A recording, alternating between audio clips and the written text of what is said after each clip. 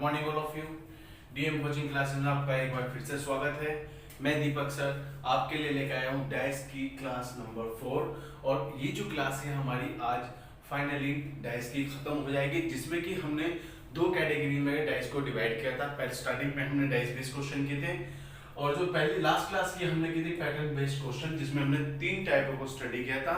आज हम pattern based dice की ही नेक्स्ट और टाइप्स करने जा रहे हैं।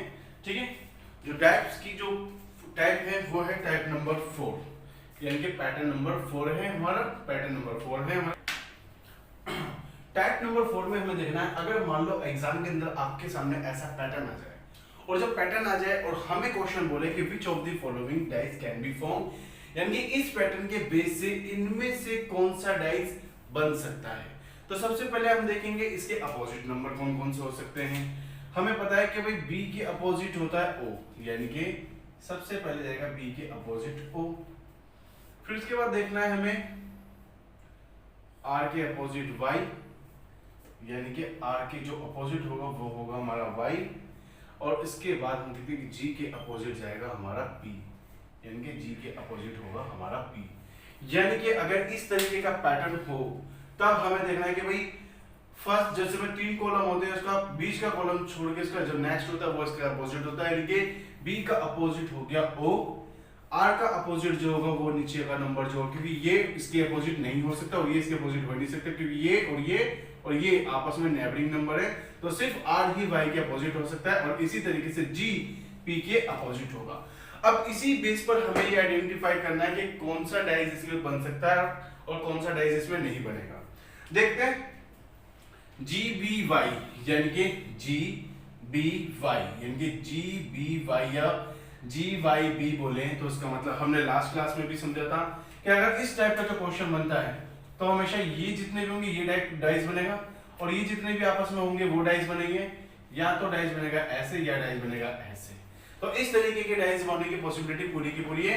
या डाइस ऐसे भी बन सकता है YPB या PR और BRP, इस तरीके से भी डाइस बन सकता है। यानी कि कभी भी हमें सिर्फ ये देखना है कि अपोजिट नंबर जो भी होंगे कभी भी नेबरिंग नंबर नहीं होने चाहिए, नेबरिंग अल्फाबेट नहीं होने चाहिए। तो इस बेस पे हम देखते हैं क्या हमारा ये वाला डाइस बन सकता है GBY, यानी कि GBY, यानी कि GYB बोले या GBY बोले तो ये डाइस बन सकता है। तो ये वाला डाइस जो है इसमें से बनता है। दूसरा देखते हैं YPO, यानी कि YPO, ये भी YPO, ये भी हमारा डाइस बन सकता है। नेक्स्ट है हमारा GBR, यानी कि GBR, यानी कि GBR, या बोलेंगे हम BRG, तो ये BRG, तो ये भी हमारा डाइस बन सकता है। नेक्स्ट देखते हैं हम क्या हमारा ये वाला डाइस बनने की पॉसिबिलिटी है। तो हम देखते हैं कि Y R के साथ अपोजिट है R, यानी कि Y के अपोजिट R है, तो Y के अपोजिट जब भी R होगा तो ये कभी भी नेबरिंग नंबर हो ही नहीं सकते, यानी कि ये वाला डाइस किसी भी कंडीशन में नहीं बन सकता। तो इस पैटर्न पर ये तीनों डाइस बन सकते हैं सिवाय एक डाइस को छोड़ के, वो डाइस है डाइस नंबर 4। तो इस तरीके से हमने अपना टाइप नंबर 4 पैटर्न बेस्ड किया है। इसके बाद हम नेक्स्ट टाइप पढ़ते हैं, इतना इसको नोट डाउन कर लीजिए।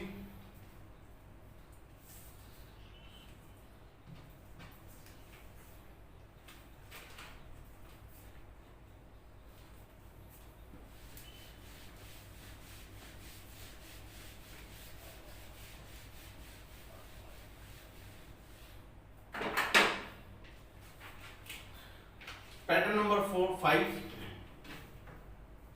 मान लो एग्जाम के अंदर आपसे इस पैटर्न पर बेस्ड क्वेश्चन आया था और आपसे कहता है कि which of the following dice can be form, इनमें से कौन से डाइस बनाए जा सकते हैं। तो सबसे पहले हमें देखना है कि जब भी हमारा डाइस ऐसा होगा तो इसको हम कैसे निकालते हैं। ठीक है, तो हमेशा Y के अपोजिट होगा ये, यानी कि एक कॉलम छोड़कर या एक बॉक्स छोड़कर Y अपोजिट हो जाएगा I के, तो Y अपोजिट I।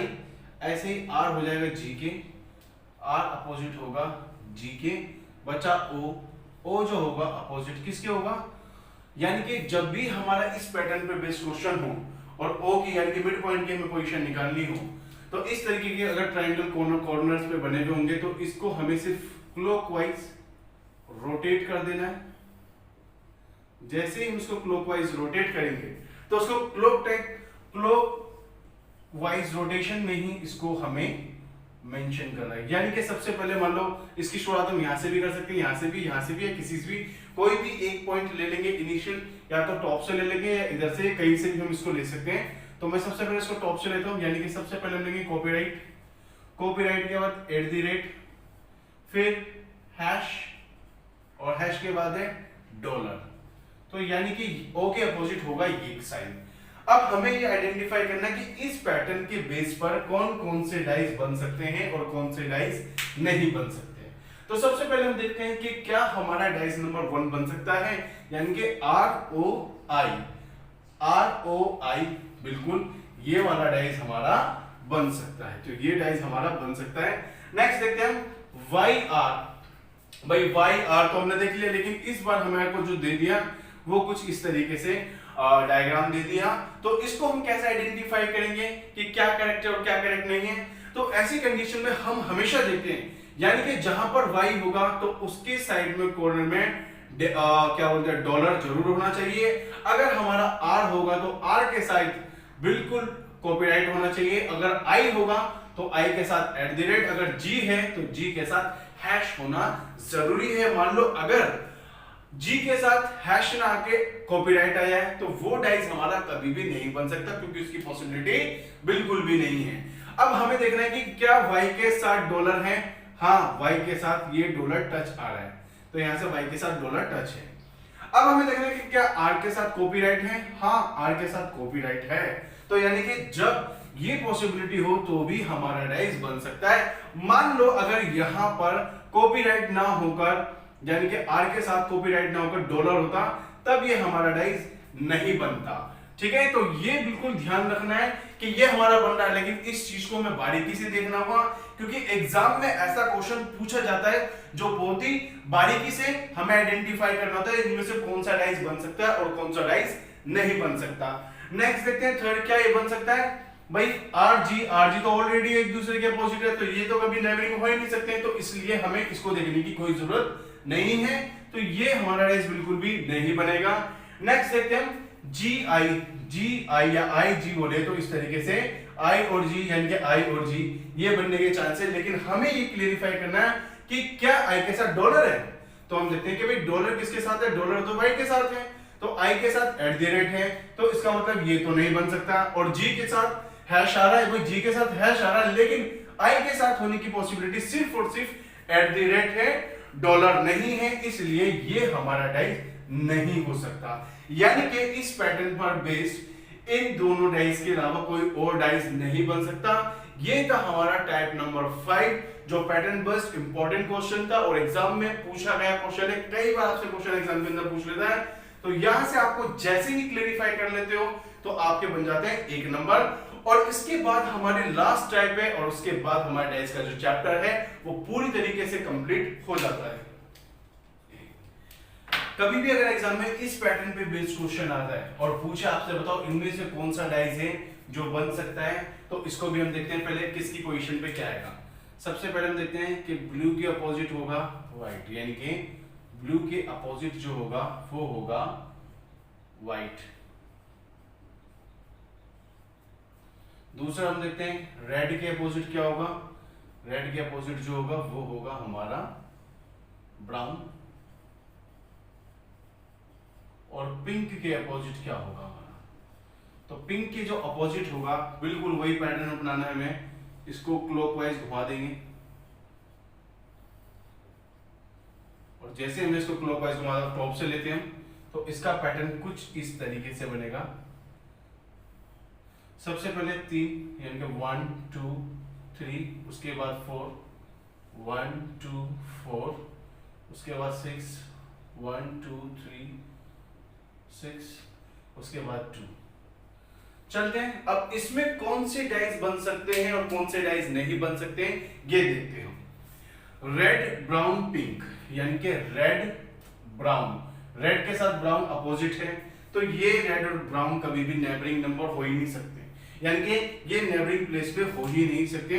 तो इसका जो आंसर होगा यानी कि ये डाइस नहीं बन सकता। क्यों?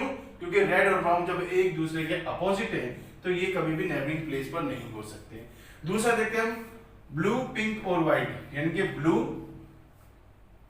पिंक और व्हाइट, यानी कि व्हाइट के साथ में ब्लू अपोजिट है और व्हाइट के साथ में ब्लू अपोजिट है, तो ये भी कभी भी नेबरिंग नंबर नहीं हो सकते, नेबरिंग कलर हो ही नहीं सकते, तो ये भी डाइस बनने की पॉसिबिलिटी बिल्कुल खत्म हो जाती है। अब हमें देखना है कि रेड, व्हाइट, पिंक, यानी कि रेड, व्हाइट, पिंक, यानी कि रेड, व्हाइट और पिंक, यानी कि रेड, व्हाइट और पिंक, यानी कि ये बनने की पूरी की पॉसिबिलिटी है, क्योंकि ये दोनों एक दूसरे के अपोजिट कहीं भी नहीं है, यानी कि अपोजिट नहीं है, तो इसका मतलब ये नंबर जो या जो ये कलर है वो है बन सकते हैं अपने आप में नेबरिंग। तो इसका मतलब ये डाइस बनने की पूरी पॉसिबिलिटी है। बिल्कुल वही सेम पैटर्न हम आएंगे, या तो इसी लाइन के अंदर ये हो, फिर उसके बेस पे हमें ये देखना पड़ेगा कौन किसके नियर बार आ रहा है, या हम इसको देख सकते हैं ऐसे या इस तरीके से या इस तरीके से, लेकिन जब भी आएगा तो ये हमें आइडेंटिफाई करना पड़ेगा। जैसे हमारे लास्ट डाइस में हमें इसको बहुत ही ध्यान से देखना होगा कि क्या ये डाइस बनने की पॉसिबिलिटी है या नहीं, यानी कि ब्राउन के साथ ब्लू, यानी कि दोनों अपोजिट तो नहीं है लेकिन नेबरिंग एक दूसरे के हो सकते हैं, यानी कि यहाँ पे तो बनने पॉसिबिलिटी कि ये डाइस बन सकता है, लेकिन क्या हमें ये आइडेंटिफाई भी करना होगा कि ब्लू के साथ आता है आपका 2, तो ब्लू के साथ यानी कि इसकी दो सरफेस की पॉसिबिलिटी है, दोनों में से किसी एक सरफेस में 2 होना जरूरी है, या तो इधर 2 होता तो भी बन जाता या इधर 2 है तो भी बन गया, यानी कि ब्लू ने इसको कर दिया क्वालिफाई, यानी कि ये तो बन सकता है। अब हमें देखना होगा क्या ब्राउन के साथ 6 आ रहा है, हाँ जी ब्राउन के साथ 6 इस सरफेस पे आ रहा है, यानी कि ये भी बनने की पूरी पॉसिबिलिटी है। तो इसका मतलब ये हो गया ये वाला डाइस जो है बहुत ही आसानी से बन जाता है, और इस तरीके से हमने डाइस की आखिरी टाइप कर ली। और दोस्तों इस सारी क्लासेस के लेंगे डाइस की इन 4 क्लास को करने के बाद इस बात की मैं गारंटी देता हूं कि एग्जाम के अंदर कोई भी क्वेश्चन अगर डाइस उठकर आ जाए तो आप बहुत ही आसानी से सिर्फ और सिर्फ 15 से 20 सेकंड के अंदर इसका आंसर निकाल सकते हैं। तो दोस्तों मिलते हैं नेक्स्ट क्लास में नेक्स्ट टॉपिक के साथ। दोस्तों अगर आपको मेरी क्लास समझ में आए तो प्लीज इसको ज्यादा से ज्यादा शेयर करें, लाइक करें और सब्सक्राइब करें, ताकि मैं भी और इंपॉर्टेंट क्लासेस और छोटी ट्रिक के साथ आपके साथ क्लासें लगातार लाता हूं। मिलते हैं नेक्स्ट क्लास में, तब तक के लिए बाय।